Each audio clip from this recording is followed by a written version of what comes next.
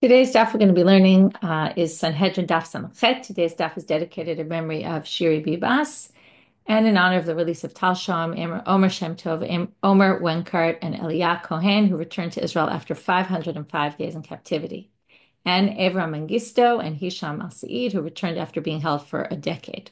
Wishing them a refuah shlema and praying for the safe release of the rest of the hostages. Waiting for oh, yeah, I don't know what we're hoping for, but a better week. Okay. We're going to get started with our daf. We have a very interesting daf. We have mostly a story on the first part, and then we're going to go to the new chapter and start learning about Ben Sorer Umoreh, which is the last of all those who get stoned. So we're going to get started with a quote from the Mishnah that we started yesterday, which is Rabbi Akiva says, remember we were learning about a mechashef and someone who's ochez ha'inayim, the difference between someone who makes it look like something happened and someone who actually makes something happen. And Rabbi Akiva says in the name of Rabbi Yeshua, which is going to be the key question for us today, did he really learn this from Rabbi Yeshua? Didn't he learn it from somewhere else? That Shnaim luktim kishuim, two people could be collecting kishuim, which actually are translated often as cucumbers, even though in modern Hebrew they're zucchinis. And one can do it and will be exempt, and one can do it and will be liable. And in terms of this idea that someone could use sorcery to basically gather, to pick all these kishuim, and other people could just make it appear that way, even though it's not really, whatever that means. So Rabbi Akiva says he learned this from Rabbi Yeshua, or he says it in the name of Rabbi Yeshua. So the Gemara questions and says, "V'ha Rabbi Akiva mi Rabbi Yeshua gamerla? V'ha Tanya, doesn't it say in a bright time?" We're going to have a really long story about the death of Rabbi Eliezer ben Hyrcanus. And within that story, we're going to have a story within a story about how Rabbi Eliezer ben Hyrcanus taught this to Rabbi Akiva. And then we're going to, only at the very end of the daf, we're going to have an answer to that. So the bulk of our daf, this Amud, is all this story of the death of Rabbi Eliezer ben Hyrcanus. So let's just start with who was he. So he was one of the prize students of Rabban Yochanan ben Zakkai. He was a brilliant scholar. Also, by the way, Rabbi Yeshua was another student of Rabban Yochanan ben Zakkai. You might remember them from Pirkei Avot. They appear there. It's his 5 students.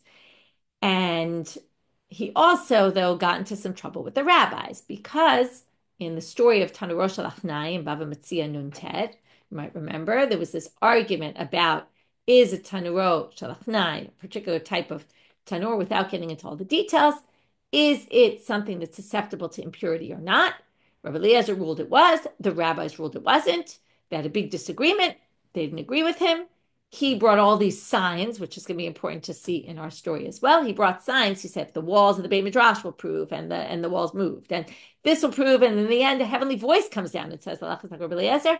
But the rabbis couldn't understand his position and therefore didn't rule like him. We go by majority. We don't go by heavenly voices. That's where the famous Lo B'Shamayim he is. The Torah isn't in the heavens. It was given to us to understand, and the rabbis can only do with what they understand.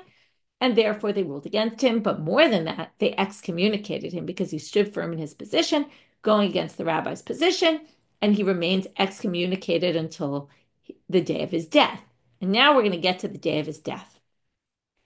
So the story starts out, Vahatanya, Kishachala Rabbi Eliezer, when he was sick. Okay, there's a version, by the way, of the story in the Yerushalmi. It's a little bit different there. It says he's goses, he's dying. Okay, here he's obviously also dying. They just used the word he was sick. I actually read, to get some ideas, in Yonah Frankel has a book called Sipur HaAgada, Achdut Shel Tochen V'Tzura, and he analyzes, unfortunately, the story in the version of the Yerushalmi, but I got some ideas that connect with our version as well.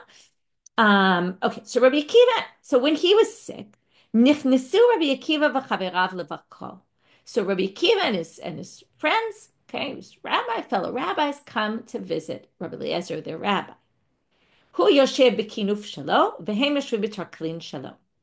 So he goes, so okay, you're saying Chavirav is colleagues, the colleagues of Rabbi Akiva, who were the students of Rabbi Eliezer ben Hyrcanus. Although you're going to see Rabbi Yeshua is there, and Rabbi Yeshua was a colleague actually of Rabbi Eliezer ben Hyrcanus. So exactly who was there is a good question. You're going to see later that Rabbi Yeshua is there, Rabbi Akiva isn't. So I don't know if Rabbi Yeshua was with those original people. Either which way, a group of rabbis come in, one of them including the student of Rabbi Eliezer ben Hyrcanus, Rabbi Akiva, come in to visit him. Hu yoshev b'kinof shelo. Kinof is canopy bed, which interesting comes from the same root, canopy kinuf, it's the same letters, all comes from the Greek. Vehen yoshvim b'traklin shalo, and they're sitting in the anteroom, some other room there. So you get this idea already, like he's in his domain, in a different place, they're in their domain. Yom erev Shabbat hayana. This starts to okay, Erev Shabbos, right? What does everybody feel on Erev Shabbos? On the one hand, Shabbos is coming. On the other hand, there's pressure because Shabbos is coming.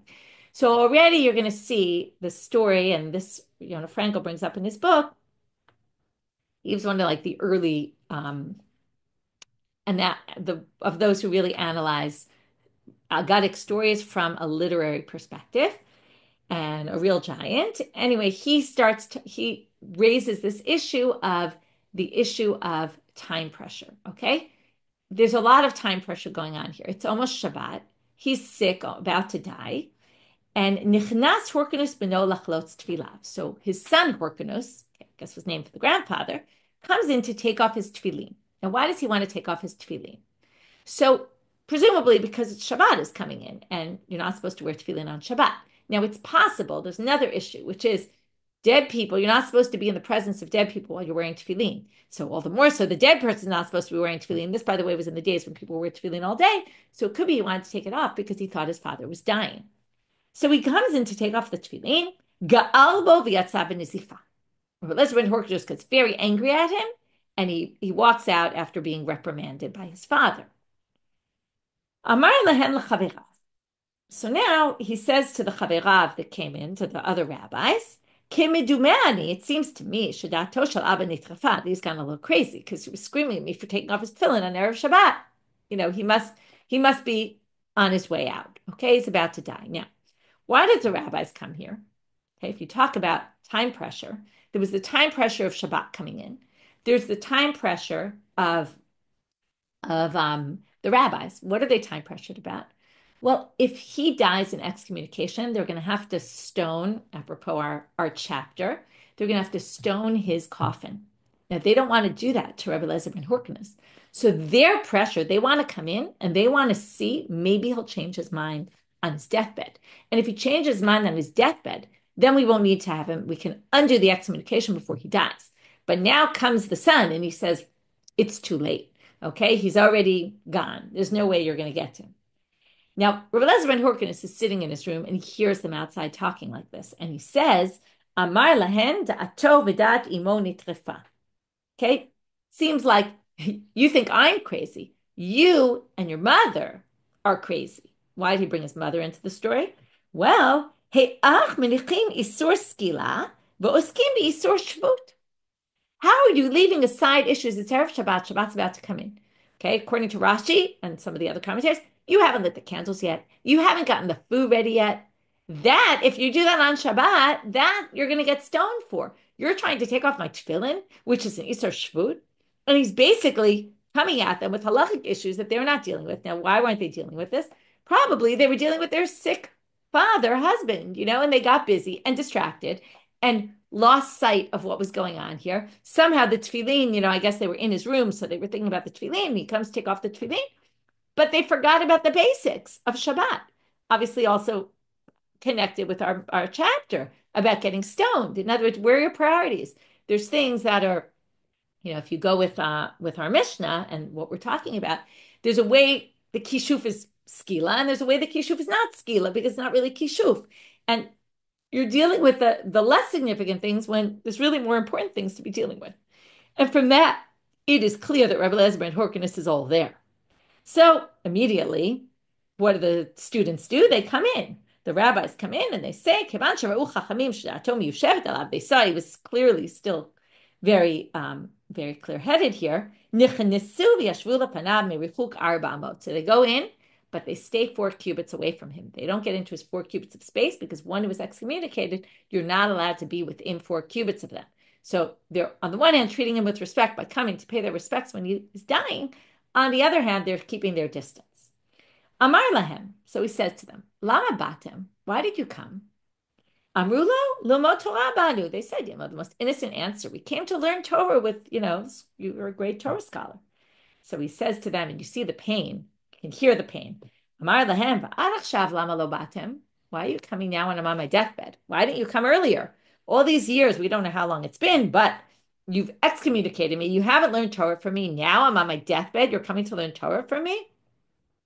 Amrulo lo haya lanu pnai. Say a really lame answer. We didn't have time to come. Okay, that's really an upsetting answer because it's not the truth, right? And it's they don't want to say we excommunicated you. It's not respectful. So on the one hand, they don't want to be disrespectful. On the other hand, it's really not a lie. And he says to them very harshly. Okay, Rabbi Eliezer in general was harsh, and he was of the Shammai school, as they call him. Amar lahem tameh aniyim yamutu mitat atzman. I wonder if you will die in a. I don't believe that you're going to die a normal death, a natural death. You're going to die in an unnatural way. Okay, meaning you're going to get killed for this treatment of me. Amar lo Rabbi Akiva, sheli mahu. So Rabbi Akiva says to him, what about me? Now, Rabbi Akiva was his prized student. Amar lo shachak Hashem mishalahem. Yours is going to be the worst because you were my prized student, and yet you didn't come back to me and you didn't rectify the situation earlier. And this is obviously knowing, we all know that Rabbi Akiva died a miserable death. So this story kind of sheds some light on perhaps, it's a story, and it didn't necessarily happen as it did. And sometimes these stories were put about later, but it's interesting that they have this idea here that this perhaps could be a reason why Rabbi Akiva was punished so badly when the Romans killed him in such a torturous way. Okay, but putting that issue aside, Miriam, what you're saying is also good, which is this idea about the time. They didn't have the time, right? This whole idea about missing opportunities that we're going to talk about in time pressure. Natal libo. Okay, by the way, this idea about the time I got from Yonah Frankel in his book. He talked about it, and then I want to develop a little bit as we go through. So now comes Rabbi Eliezer's, I would say, soliloquy. And he says here, Natal libo. He takes his two arms and he puts them on his heart. Amar oy lachem shehem kishtei sifrei Torah niglalim. Okay, oy for my two arms that are like two sifrei Torah, that are rolled. Harbe Torah lamadati, harbe Torah limadati. This is the intro to his speech. I learned a lot of Torah and I taught a lot of Torah. However, harbe Torah lamadati velo chisarti merabotai afilu kekelev v'melakek min hayam. Okay, I just want to point out before we explain this, it's a very hard statement to understand. Commentaries have different explanations of it, and I think this fits in with Rabbi Eliezer ben Horkinus, who, in general, he was not understood properly. Okay, in Rosh Lachnai, they can't pass him like him because even though he's right, they don't understand what his reason is, and we're going to see later that he's not properly understood throughout his life, and this statement is a very unclear statement what it means. Perhaps it fits in with he just didn't make himself clear to people. So Rashi explains what this means is I learned a lot of Torah, but I didn't really take away from my rabbis very much like a dog licking from the big sea, where, if a dog takes water, right, the sea still has as much water as it had before. And perhaps it means, again, there's different interpretations, perhaps he's lamenting that he didn't learn enough from his teachers. He could have learned a lot more and he didn't. And just in that same way, Harbe Torah limadati, I taught a lot. My students only took from me, when you dip a paintbrush into a tube of paint, it gets a little bit of the paint on it. That's all they got from my Torah. And it's basically lamenting, for the most part. Also, the first part about him not learning enough Torah, but what really seems to be bothering him, you'll see this from the continuation, is how much Torah he didn't manage to teach and give over to other people. And that was because he ended up excommunicated and people just didn't come to learn with him. And that's why he's very upset with the rabbis at the end of his life that they didn't take the opportunity.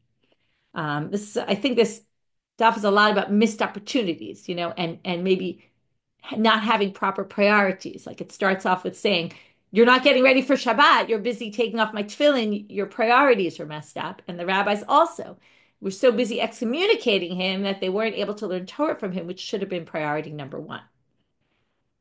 So now, v'lo od ela, and furthermore, shani shonesh 300 halachot b'baheret hazai. I have 300 halachot to teach about this type of leprosy of the baheret hazai. V'lo haya adam sheshoalani bahem davar me'olam, and nobody ever asked me a question about any of those 300 halachot that I knew. Velod ela shani shonesh shlosh me'at halachot, and 300 halachot. Va'amrila, and some people say shloshet alafim halachot, 3,000 halachot. Benitiat kishuim, with planting of cucumbers, meaning what kishuf is, how we define kishuf for this. V'lo haya adam shoalani bahem davar me'olam, chutz me'Akiva ben Yosef. There was only one student who ever asked me about that, and that was Akiva ben Yosef. That's Rabbi Akiva. Stop, story, pause, parenthetical, start your parentheses, and now we're going to hear the story where he taught Rabbi Akiva about kishuim, and that's going to connect back to our Mishnah and lead us to the question of, isn't it clear that Rabbi Akiva learned it from Rabbi Eliezer and not from Rabbi Yoshua? So now we're going to get into that story. Shapam Achad, okay, this isn't on his deathbed. This is a different time. They were, okay, so now Rabbi Eliezer is telling the story. Me and Rabbi Akiva were walking on the path. Amar li Rebbe, lamdeni b'nitiat kishuin. Can you teach me about what magic is, right? How sorcerers plant kishuim. Amarti davar chad, so I said something, sounds like an incantation. Nitmala kol hasadeh kishuin, and the whole field was full of kishuin. Amar li Rebbe, limadetani nitiatan. So Rabbi Akiva said, okay, you taught me how they plant them, like using kishuf. Lamdeni akiratam, now show me how they pick them. Amarti davar chad, so I said something. Nitkaptzu kulan lemakom echad. So they all got gathered into one place, and I showed him what kishuf is. Now, the Gemara, in the end, is going to have to deal with two questions. One is, didn't he learn it from Rabbi Eliezer, as we see from here? And two, how did Rabbi Eliezer do kishuf? Isn't that forbidden, and shouldn't he get killed for that? So we'll get back to that later. Amrulo. So now, okay, so now basically we had his soliloquy about, what he's very upset about on his deathbed, that he didn't teach enough Torah. But the rabbis had a different agenda, okay? Their agenda was, let's get the excommunication repealed so we don't have to stone his grave, his coffin. Amrulo. So they start asking halachic questions about what? About Tumah and Tara, and they want to see, will he change his position? So they don't ask specifically about Tanu Rosh Lachnai, but they ask other things where he debated with the rabbis about Hakadur v'ha'imus v'kamia utzror hamargalit umishkolik tanamahu. These are all items that are wrapped around some sort of leather covering with something else inside. Okay, so there's a kadur, which is full of rags inside. This is how they made ancient balls, apparently. They put rags inside and they wrapped it with leather. Ha'imus, which is the mold upon which they made shoes, which also has rags inside and leather on the outside. Again, there's different interpretations of all these things. Kameh is an amulet, which was usually a parchment, which also had a leather cover over it, so people wear it around their necks. Shror hamargalit, which is pearls that are also wrapped in a bag, a leather pouch, and mishkolik tana, which was a weight that was made of lead, but in order to prevent it from getting scraped, right, if it got scraped off, then it wouldn't weigh the same amount anymore, so they were protected in a leather pouch. Now, all these things have a leather, kind of sewed leather around them, okay, which means that in order for leather to be a receptacle for impurity, it has to have a beit kibul, can't think of my word, receptacle. It's not coming out right. It needs to have a place where basically it can hold something. Now, this holds something. On the other hand, it's not open like a bowl, right? It's sealed, it's closed, and it's not exactly the same thing. So the rabbis and Rabbi Eliezer debated this. The rabbi said it isn't a receptacle. So it's not Makabel Tumah. And Rabbi Eliezer said it is. So let's see if he changes his mind. Amar lahem, oh, sorry. I think I said it wrong. Sorry, one second. Right, sorry. Did I say it? They say it's not susceptible to impurity, and he says it is susceptible to impurity, okay, which means it could become impure. So, hem tmeim, he says, v'taharatan, and then they had this big debate about how you purify them. And their debate about purifying them was, right, they said it basically had to be opened. I think if I remember correctly, it had to be opened in order to make sure, right, in order for it to become impure. But the question is, one second, let me just double check this. Let's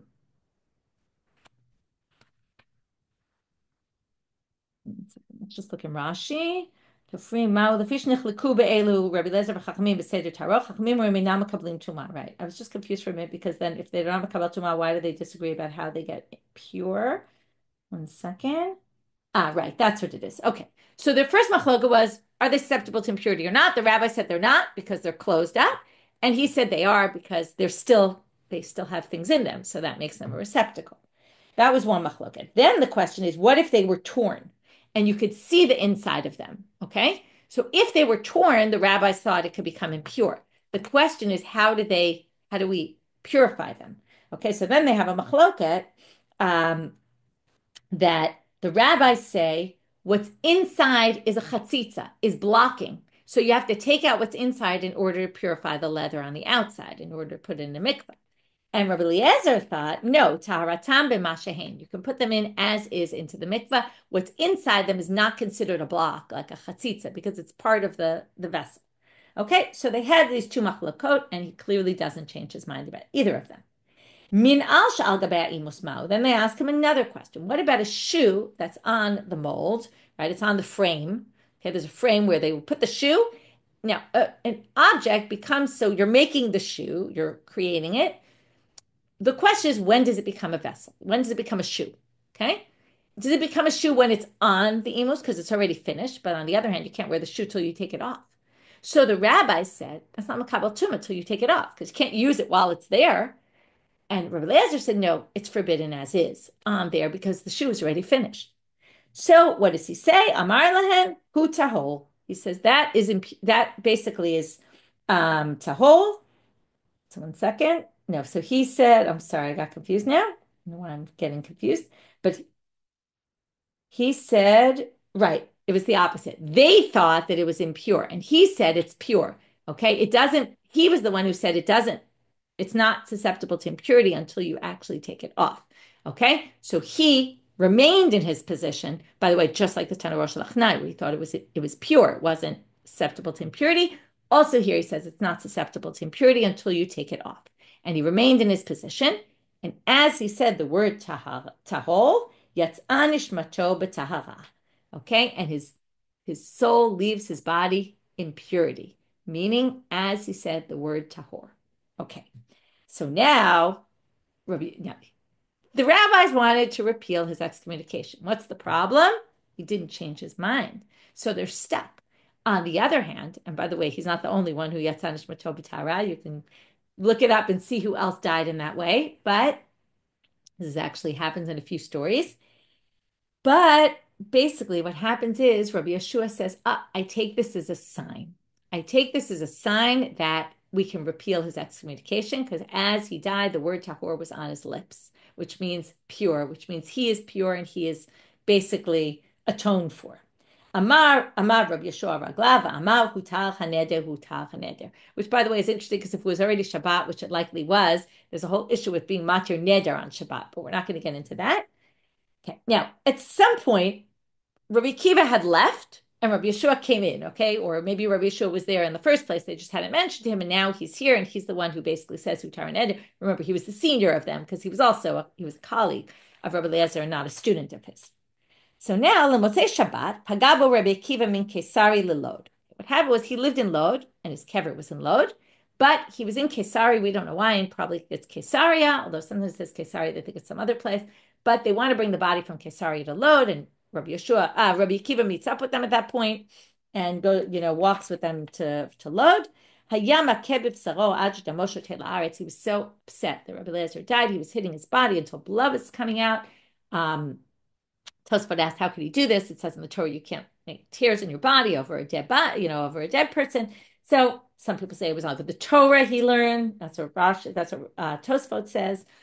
Okay, there's different explanations. Some people say he wasn't cutting his skin. He was just hitting it. That's different. Anyway, that's a side point, not germane to our story right now. And Patach alav b'shura, while they were doing the shura, he said, Avi Avi Rechav Yisrael b'parashav, which is what Elisha says to Eliyahu when Eliyahu goes up to the, drifts up into the sky. Harbe ma'ot yesh li ve'en li shulchani lahartzotan. I have a lot of money and I have no money changer to change them, which basically means I have a lot of questions and I don't anymore have my rabbi who can answer those questions. And he realizes what a loss it was of all the Torah he didn't learn from him. Very tragic story. Alma. Okay. End of the story. And now comes our question, the Gemara, Alma Rabbi Eliezer Gamra. So what do you see here? He learned it from Rabbi Eliezer, not from Rabbi Yeshua. To which they answer, Gamrami Rabbi Eliezer velo savra. He learned it from Rabbi Eliezer, but he didn't understand it. And this goes back to what we said about Rabbi Eliezer, which is Rabbi Eliezer was not understood, even by his number one student. He didn't understand it. Hadr Gamra Rabbi Yeshua, and then later Rabbi Yeshua taught it to him, Va'az Braniele, and he explained it to him. It's even more interesting. It's not just Vesavra, it's that he explained it to him properly. Like Rabbi Eliezer did something, but he was so in a different world that nobody understood him. Rabbi Akiva didn't understand when he taught it to him, so that's why he quoted in the name of Rabbi Yeshua, because he's the one who really explained it to him properly. And then our last question, how did he do this? Magic. You're not allowed to do that. You get the death penalty. If you actually do kishuf, magic, you're get killed. To which they answer, Lihit Lamed Shani. It's different when it's to teach, right? For someone to learn. Amar lo tomar la'asot yatalamed afata lamed lahavinu lahorot. Okay, which is actually, it's kind of ironic. He was allowed to do it to teach. On the other hand, his teaching wasn't really understood properly. But you are allowed to do things fascinating to think. You're allowed to do things, even kishuf, in order to teach the rabbis what kishuf is so they understand it properly. And with that, Hadran alach arba mitot, we finish our chapter. Before we move on to the next chapter, I want to just think about this story a little bit and what messages we can get from this story. So again, if we talk about the time pressure that's going on in this Mishnah, in this story, we have number one, we have that the Erev Shabbat time pressure. We have the time pressure of the rabbis that they're worried he's going to die before they get to repeal the excommunication. And we have the time pressure of Rabbi Eliezer that he's about to die and he hasn't taught his students all the things he wants to teach. So everybody's kind of in a pressure cooker here, feeling the pressure of time. And I think what's going on here is that there's a bit of a miss. When we're under time pressure, we often miss like what our priorities are. So, that's very clear in the first one, which is you're missing that there's Isurei Shabbat that you're so busy taking off my tefillin, which is only Derabanan, and you're forgetting about the main Deoraita things of Shabbat. You've shifted your priorities to the wrong place. Mess up. Now, Rabbi Eliezer, the rabbis, are trying to get him excommunicated, thinking that the way they're going to get him excommunicated is by getting him to change his mind. Not realizing he's not changing his mind, and maybe they need to come up with a different method to undoing the which in the end they get. Luckily, they figure out somehow, when he dies at the word tahor.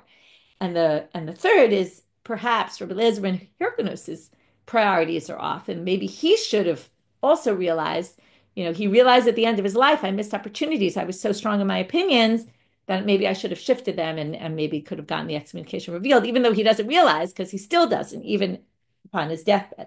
So I think there's something about that. I think there's also something about how the act of kishuin could be misunderstood, and I think here there's a lot of misunderstandings here. And Rabbi Eliezer was misunderstood, and he couldn't, he couldn't teach people properly, and as a result, right, he couldn't also see the other person's opinion, and I think there's things appear to be one way, there's this idea of achizat einayim, and I think that if there were better communication properly, it's something to think about why he was so misunderstood and why he couldn't communicate with them. He was at such a high level that they just didn't understand him. So he was misunderstood, and perhaps he misunderstood then. He asked, like, why didn't you come? They said we didn't have time. And anyway, I think there's also, if you think about it in this chapter of the most severe sins that one could do, perhaps also sometimes we're under pressure and we make bad decisions, right? And bad decisions could lead to terrible sins and, crossing the line between what's achizat einayim and what's kishuf, or maybe other things as well. And maybe that's also an indicator for how to prevent sin, from not being under this time pressure and losing, kind of shifting your priorities in the wrong way. Anyway, it's some food for thought. I think the story has a lot to be analyzed beyond what we've done today, but a very, very interesting story. Okay, we're moving on to the next chapter. Ben Serer Umored. This is the last of the people that we listed way back when. Eluhen and Niskalim, that get stoned, the rebellious child. Okay, so we have a child who doesn't listen to his parents. Okay, and he eats and he drinks a lot. And what we're going to see already, the Gemara, even though it doesn't say this in the Torah, but it's very clear that this child is going to end up getting the death penalty, really because of what he might do in the future, which is a crazy concept. And it's something the Gemara is going to deal with further on. But already, without saying anything, you'll see from the Gemara already, they jump into this as if everybody knows this. So I'm letting you know, just so in case you didn't know. But the Ben Sorer Moreh is judged because they see that this behavior of eating a lot and drinking a lot, and not listening to your parents, is going to lead you to possibly kill someone. And therefore, right, which is a crazy concept in Judaism, we don't usually judge you for something you haven't yet done. And we're going to talk about that concept a lot in the next few, we'll get to it in the next few days, and which is going to lead us to other cases where you're also nidon al shem sofo. You haven't necessarily done an action, but you will be judged, which, by the way, connects a little to achizat einayim. The whole reason why you're not convicted there is because you didn't actually do an action. Here also, it's going to be a little tricky. You did some action, but not exactly an action that you should get killed for, but we're going to kill you for it. Again, the Torah says so, so that's why. But it's an interesting concept as it is. And yes, obviously Ishmael, where I left all that stuff for when we get there. Okay, so now we're going to get to Ben Sorer Moreh. The first thing the Gemara is going to do is very technical. It's going to get a little graphic. Ben Sorer Moreh. So when do you become a Ben Sorer Moreh? From the time you have two sa'arot, va'ad she'akif zakan, until you have, okay, now the way we usually translate zakan is hairs on your face, like a beard. But the Gemara tells us hatachton v'lo ha'elyon. We're not talking about hairs on your face. We're talking about pubic hairs. Ela shedibru chachamim b'lashon nikiyah. Okay, the first thing that's strange about this mission is the Gemara doesn't usually tell you they're using lashon nikiyah. They're using a euphemism, but this time the Mishnah tells you we're using a euphemism. Okay, they're already telling you that right now. Shene'emal. And the second thing that's a little atypical for the Mishnah, although it does happen once in a while, is that the Mishnah is now quoting psukim. How do we get it from the psukim? Which is a little strange because usually the Mishnah leaves that for the Midrash Halacha to do, and the Mishnah just tells you the halacha. Shene'emal ki yihyeh le'ish ben. Okay, that's the pasuk when a man has a ben sorer moreh. So ben v'lo bat. The first drasha is child, a male child, not a female. Female children cannot become benot sorer moreh. And ben v'lo ish. Okay, and that teaches you he can't be a grown man. Right? He has to be a child. However, katam patur, not a real child, right? And that's how they got to this in-between age. We'll see exactly how they get to that later. But ben katam patur shelo balichlal mitzvot. A minor is exempt because, now here also they're telling you, usually they don't tell you why, the minor is exempt because he hasn't yet come to age of mitzvah yet, okay? Now, this is a little strange to say for a bunch of reasons. First of all, they don't usually tell you the reason. And also, we know in general a katan is exempt. Katan never gets the death penalty. So why would the Mishnah be bothering to tell you that? And all the more so, the Gemara's first question is, katan minalan de patur. Okay, the Gemara asks, how do we know the katan, a minor, is exempt? So the Gemara says, minalan, how do we know? This doesn't make any sense that you're asking this question. First of all, the Mishnah already told you the reason why. Why are you asking where do we get it from when the Mishnah said katan is exempt because a katan hasn't gotten to the age of mitzvah yet? Vitu, and furthermore, where on earth do you see that the Torah ever forbade, right, punished a minor? Minors don't get punished in the Torah. So why do you need a pasuk to teach you this when, first of all, the Mishnah gave you a very good example as to a very good explanation as to why, and there's never, or the Torah never obligates a minor. To which the Gemara answers with two answers also, which is, right, they asked the question from two perspectives, and now they're going to answer two ways. Anan hachi kamrina. This is what we meant to say. Atu ben sorer umoreh al cheton neharag. What, do you think ben sorer umoreh is killed for his actions? No.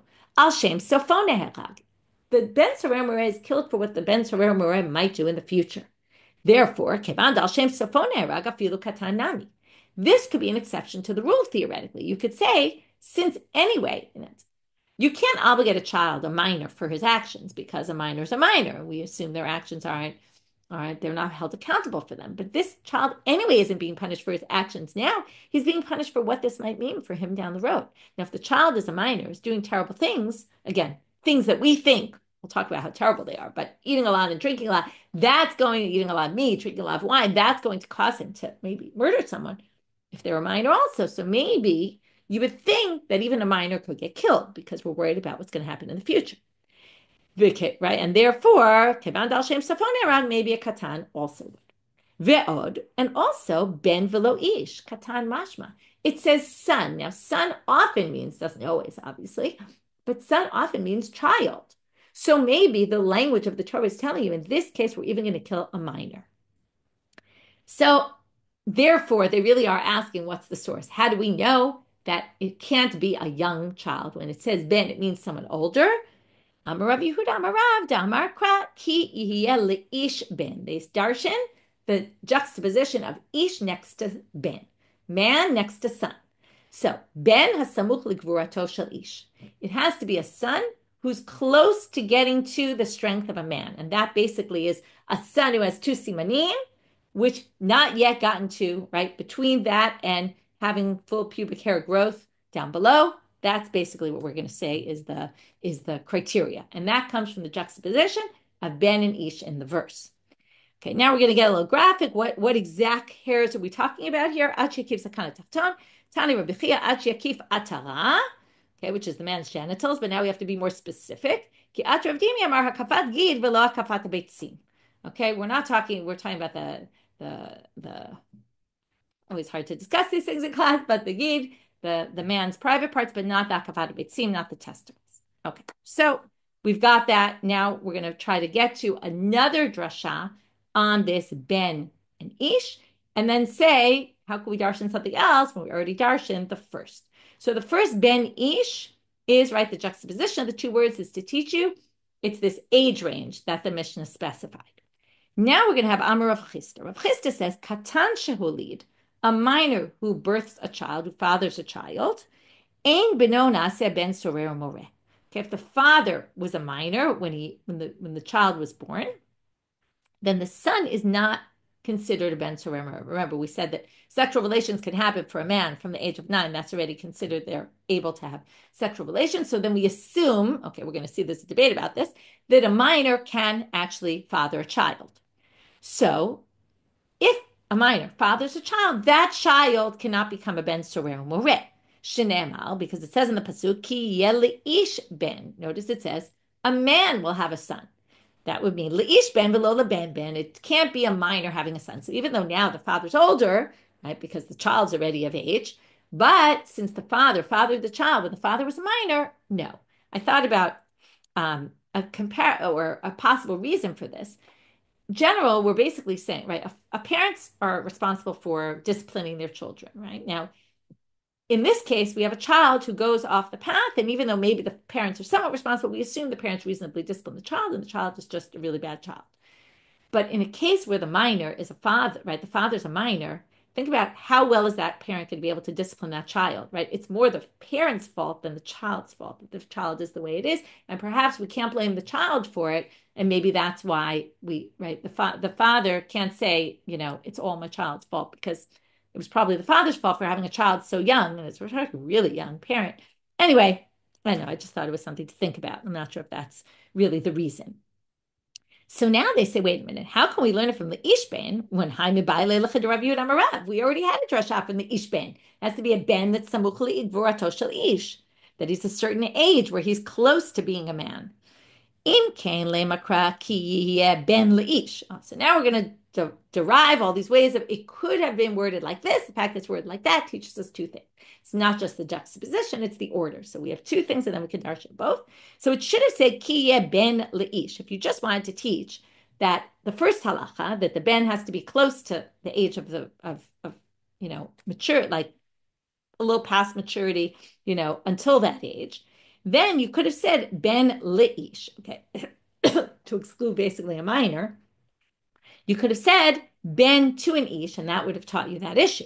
My ki leish ben. So why does it say specifically leish ben, focusing on also the ish, that the man has to be an ish to have a son in order to be mechayev the son? Shma min alach Rav Chisda. From there you could get to Rav Chisda. So now they say, well, that's so convincing that Ema Kule, Lahachi Yudat, and maybe the whole thing is coming just for Rav Chisda, not for Rav Yehuda Marav. And it's trying to say Leish Ben, the whole focus is the father has to be already of age when they fathered the child. So they say, well, Im Kain Makraf, that was the whole focus. It would have said Ben Ish. Okay, why does it say Leish? Okay, instead of, why does it say, sorry, Leish Ben? Why it could have said If there's Ben Ish, which was said, just like we had the Bat Ish Kohen, right? Ben Ish. Why does it say Leish Ben Shmami Natar? Okay, from here we see that you could go both ways. You could learn both things. So basically, we've done so far in the Gemara, besides defining exactly what does it mean, Ad keeps a kana tachton, we also dealt with why is a katan out, and why is a katan who has a child also can't bring his son to become, to accuse him of being a ben soreh or moreh. We'll see the whole process, what it is as we go along in the chapter. But the next issue is upliga de Rabba. Now, Rav Chisda says if a minor fathers a child, then the child's not a ben soreh moreh. Now, this disagrees with Rabba, this drasha, not the halacha, but the Amar Rabba, katane no molid. Rabba has a debate with Rav Chisda about the reality. Rabba says there's no such thing as a katan that has a child. Okay, it just doesn't exist. So therefore, I don't agree with your drasha because there is no such thing. So you certainly don't need a drasha to exempt a case like that because there is no such thing. How do we know that? Shnema, he learns it from here. We'll go a little bit into tomorrow's daf. Im ein leish goel. This is a case where I steal an item from you or from someone, I'm trying to return it to them, but by the time I go to return it, they're already not alive. So what do I have to do? If they don't have, I have to find the person's heirs. Now, if the person doesn't have heirs, the Torah tells you, you're supposed to bring it to the Kohen. You still bring the Asham Gzelot. This is, by the way, in a case where I stole, then I denied that I stole, and then I admitted that I actually stole it and lied under oath, and then I have to bring a korban and I have to return it. Okay, so anyway, it says if the person doesn't have a relative, so they say, is there such a thing? Everybody has relatives. Okay, there's always someone to inherit.